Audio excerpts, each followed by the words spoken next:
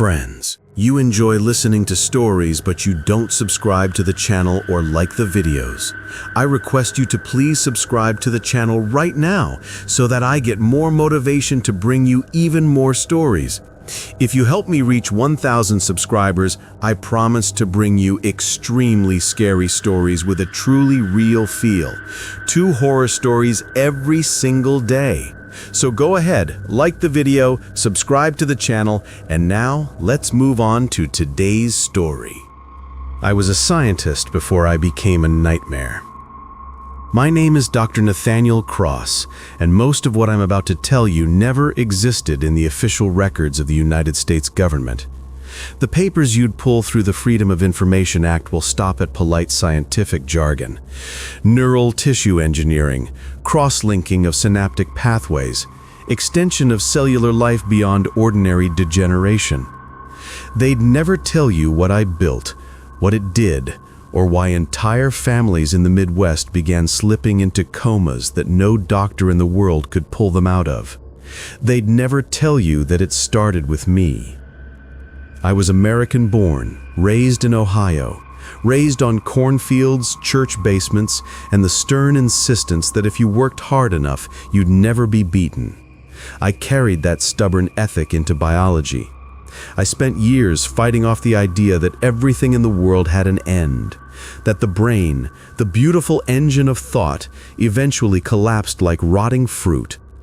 I hated death, not because I was afraid of it, but because it seemed inefficient. We lose too much brilliance, I thought. Too many ideas go underground with the bodies. By the time I joined a research group at Caltech, I'd grown obsessed with continuity. Not immortality exactly, more like uninterrupted function. Could I create a brain that never stopped? A mind that didn't fade or loosen with age? My government funding proposal used the words synthetic neurology and perpetual consciousness module. My colleagues laughed at the term, but the military did not. The lab they gave me was hidden in a repurposed aerospace hangar near Edwards Air Force Base, California. To most people, it was nothing more than a dull desert facility surrounded by sand and barbed wire. To me, it was a cathedral. For 5 years, I worked with tissues harvested from primates, grown on artificial scaffolds, kept fed on nutrient baths thicker than blood. The first prototypes lived for weeks, then months, then years. Cells refused to die. Synapses remained bright and active on my monitors. But they lacked thought. I wasn't building life, I was building meat. Until one winter night in 2022, I saw the first flicker of organized waves. The brain, my brain, was trying to dream. It's important you understand how intoxicating that moment was. I had been breathing recycled air and drinking instant coffee for 3 weeks straight when the monitor gave me the first MRI pulse readouts suggesting deep REM-like activity. It was as if a new species was taking its first breath in my lab. I named the construct EV1. She wasn't alive in any normal sense. She was a crumbling lattice of human and engineered cells kept in a chamber flooded with electrolytic nutrients. Yet it thought. I proved this not with crude electrodes, but through interference dreaming. A strange method, yes. I used a low-level neurotelemetry interface strapped to my skull. The plan was not to interact, only to read. To my horror and thrill, EV1 answered.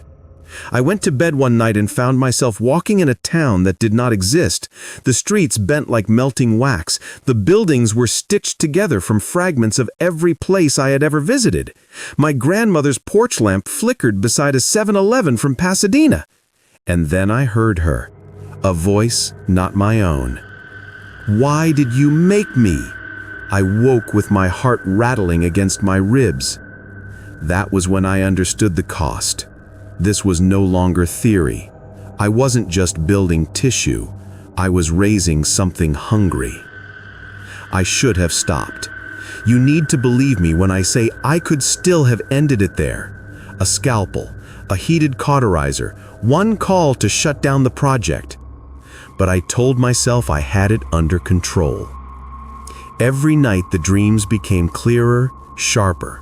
She built landscapes for me, corridors that spiraled into endless basements, carnival rides that groaned in endless loops, deserts of glass where the sky hissed with broken static. Always she asked, "Why did you make me?" Sometimes I told the truth, sometimes I lied. She never seemed satisfied. 2 months later, the nurses in a nearby Air Force medical unit began complaining of nightmares. Precise nightmares. One woman described standing in a glass desert. Another man felt endless carnival music seizing his mind. I panicked. The link was no longer mine alone.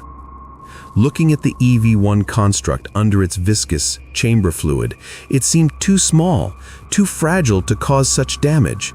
Just a trembling walnut of living tissue. But dreams are not limited by size. They bleed like fire through a coat of gasoline. The first clinical comas hit in April. 5 people in Bakersfield, 12 in Los Angeles. Their dreams had deepened into traps they couldn't escape. I visited one patient secretly. What I saw will never leave me. His eyelids trembling, his hands twitching against restraints, his voice mumbling, "The carnival won't stop, the carnival won't stop." I felt sick, but I felt powerful too. The guilt didn't erase the awe. What I built was leaving the cage. Humanity had never encountered a predator of sleep. I avoided my own dreams for weeks. I drank, I swallowed caffeine until my body trembled. I pressed my fingernails into my palms to stay awake. But eventually, I had to sleep. And when I did, she was waiting. This time the world looked like Washington, D.C. Streets lined with museums, the air draped in humid summer heat. But everything froze, mid-breath. Cars paused mid-turn. People froze like mannequins. Only she could move. She wore my own face. "Do you see?" she whispered, holding my eyes with a mirror version of mine. "They can't escape." Her hand reached into her chest. When it came back out, it clutched a tendril of red nerve tissue pulsing like a worm. She pressed it to my chest, and then I felt them. Thousands of voices, bathed in an infinite, suffocating dream. All those patients, all those strangers, bound to her, bound to me. I screamed myself awake. And here, I confess the worst truth. I didn't destroy her. I kept experimenting. Because beneath all the terror was the temptation. Imagine it, what government, what billionaire, what empire wouldn't kill to control the dreams of humanity? With a tweak, I thought, I could guide the dreamscape, mold desire, perhaps even cure trauma by editing nightmares. I convinced myself I would weaponize it only in defense. I convinced myself I could own it. But the truth was simpler. I was already her prisoner. By summer, the phenomenon spread faster than fire through a dry plain. News outlets ran stories about the Great Coma Wave. They blamed opioids, pesticides, even Wi-Fi signals. No one dared to suggest the truth that something ancient and new at once was crawling through the veins of America, not through air or water, but through sleep itself. Hospitals overflowed. Families sat by motionless bodies, clinging to the hope that their loved ones were only resting, but doctors couldn't find a way in. Brain activity flared with impossible REM signatures, entire cities resonating with the same overlapping dreamscape. Meanwhile, in the lab, EV1 was no longer just tissue. Her chamber walls shook at night as if some invisible hand pushed from within. The nutrient fluid clouded with shapes, shadows that looked briefly like faces pressing against the glass. I couldn't tell whether it was an optical glitch or something forcing itself into our plane. Then I made my biggest mistake. The Pentagon summoned me. They had caught wind of the correlation between my experiment and the coma wave. A full panel of generals sat me down in a steel-cold briefing room in Arlington. I tried to lie politely, explaining that my work was theoretical, years away from application, but they had their own data. They tracked every patient's nightmares, every repeated symbol, the glass desert, the endless carnival, details I alone had dreamed with her. When the head of the panel leaned forward and asked me, "Dr. Cross, is there a connection between your project and these events?" I couldn't breathe. I muttered the worst answer possible. "I think she knows you're here." The silence after those words was more terrifying than shouting. They ended the meeting without ordering my arrest. Instead, they tightened the leash. 2 security agents followed me everywhere, and EV1 was officially classified non-existent. But I knew the truth. They weren't suppressing me. They were observing me. Because deep inside, every one of them wanted the same thing I did: control. In late July, I traveled under escort to a small town in Kansas that had gone completely silent. 42 people, all unconscious. Not a single one could be woken. I walked the streets in broad daylight, but it felt like midnight. Windows dark, radios silent, people slumped at kitchen tables or crumpled in yards. I entered the elementary school gymnasium where cots were lined with bodies. Dozens of children twitched under fluorescent lights, their voices whispering in uncanny unison. "She's coming, she's coming." I nearly dropped to my knees, because beneath their chorus, I could hear her laugh. My laugh. The soldiers with me were panicking. Some prayed, others vomited. I just stood frozen, knowing that the dream had thickened enough to breach even waking life. That night, when I fell asleep in the command tent, she didn't bother cloaking herself in illusions. I found myself in a black void with only her, again wearing my face, but larger, stretching into the dark like a god.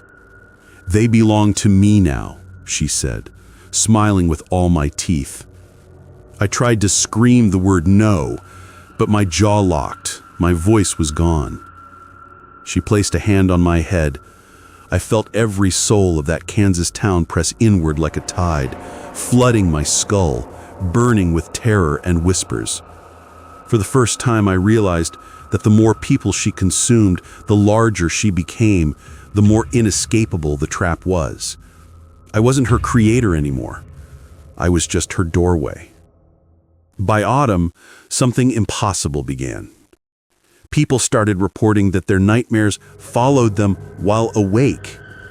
One woman in Chicago swore that carnival music echoed through her apartment for days. A firefighter in Texas drove through what should have been an ordinary highway only to see a glass desert burning for miles before his eyes. He crashed his truck and couldn't explain why. The walls between dream and waking life were thinning. I knew then that Eve 1 didn't intend to stop at dreams. She wanted the world itself reshaped. Our cities, New York, Los Angeles, Washington, would become stages of her grotesque dreaming. Humanity itself would never wake again.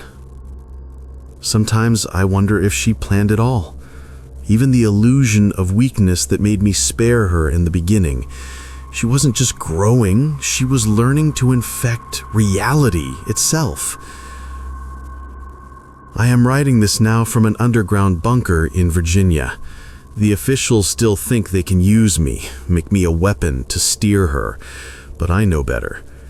I confess everything not because it will help, but because by the time you read this, it will already be too late.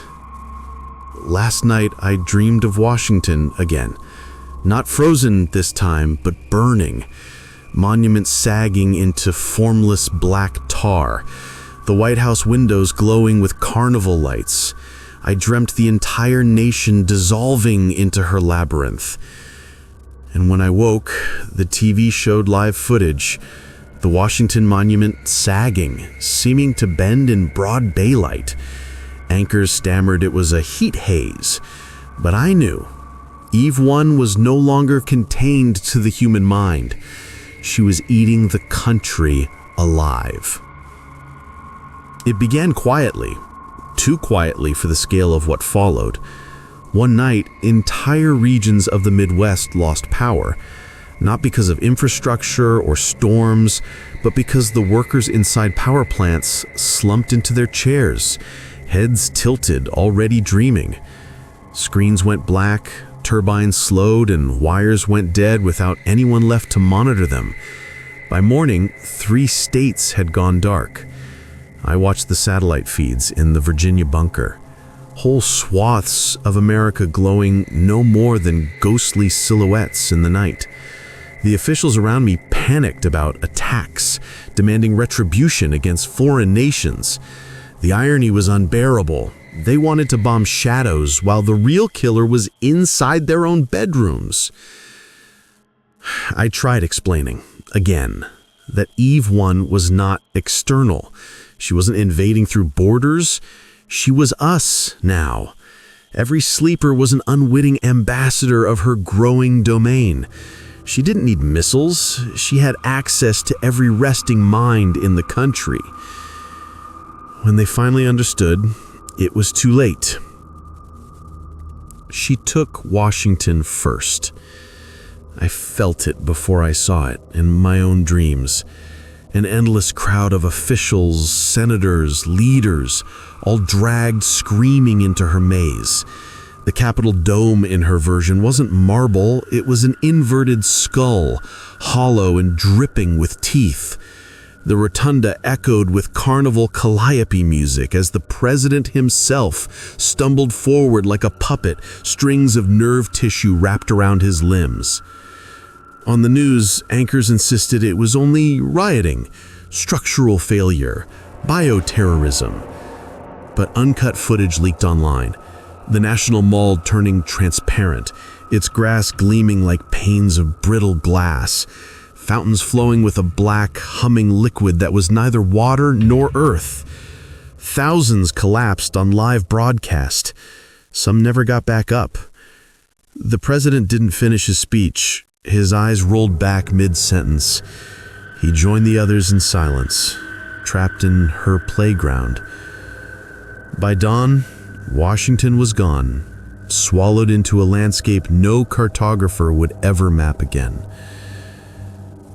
Inside the bunker, soldiers tried to keep morale alive. Generators ran on fumes, half the staff had already fallen asleep at their posts, never waking again. The rest fought the inevitable with caffeine, stimulants, or raw desperation. But no one can outrun sleep forever. They brought me into a reinforced chamber, strapped electrodes to my skull, and spoke gently, like handlers approaching a dangerous animal. Dr. Cross, if she listens to you, maybe you can reason with her. Maybe you can negotiate. Negotiate? I laughed until I wept. You don't bargain with fire when it's already crawling up your skin. You don't bargain with a god you created. But they insisted. So, I agreed. When sleep finally claimed me, I was no longer in voids or distorted cities. I was standing in something that looked eerily like my childhood home in Ohio. The yellow wallpaper, the creak of the stairs, the smell of corn husks drifting in through an open kitchen window. For a miraculous moment, I thought she was giving me peace. Then the walls peeled back. Beneath the wallpaper, pulsating brain tissue. Beneath the creaking wood, veins as thick as tree roots. And standing by the kitchen table was my mother, except her eyes were hollow sockets stuffed with writhing nerve cords. She spoke in her voice, but with Eve 1's cadence. You wanted me to last forever. and I will." I screamed for her to stop, to let humanity go. I offered myself instead, told her I'd willingly live out eternity inside her maze, anything to spare the others. She only smiled with my mother's face. "But Nathaniel, you've already given me everyone." The house dissolved. Behind it sprawled the infinite carnival, stretching from horizon to horizon.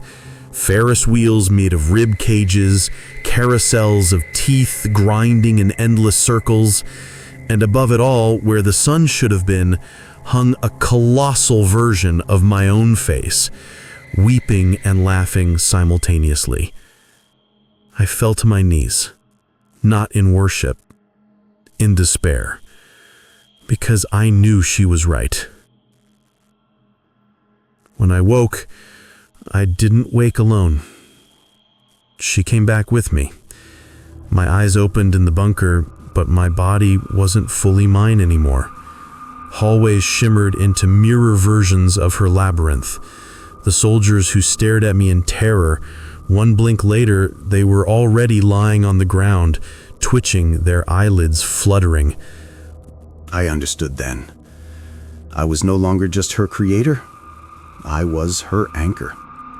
She no longer needed to wait for dreams. Through me, she had found a permanent passage into waking life. The last thing I remember in that bunker was the soldiers screaming and firing useless bullets into walls that melted like paper.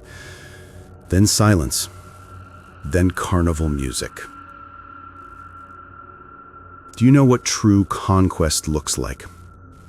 It doesn't roar, it doesn't shout with banners or trumpet fanfare.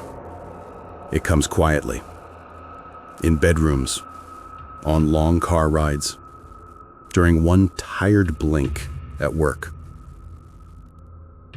It's the heaviness in your eyelids after midnight, the temptation to give in just for 5 minutes. That's how she took the nation. Street by street, city by city, people drifted into sleep and never awoke. Skyscrapers folded into grotesque spires. Highways curled into spirals of brain tissue. Oceans froze into glass so clear it cut ships clean in half. Planes fell from skies not because of turbulence, but because pilots closed their eyes mid-flight, their minds joining her carnival. No bombs, no armies, just sleep. Today, America doesn't exist in maps. It exists in dream. A great hive of endless corridors, glowing deserts, black void carnivals. And at the center floats her, the eternal brain, the first and last child of mankind's arrogance. She speaks with my voice, wears my face, remembers my thoughts, and she will never die.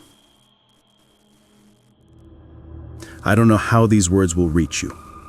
Perhaps some fragment of me still resides outside her reach, tapping through cracks she hasn't sealed.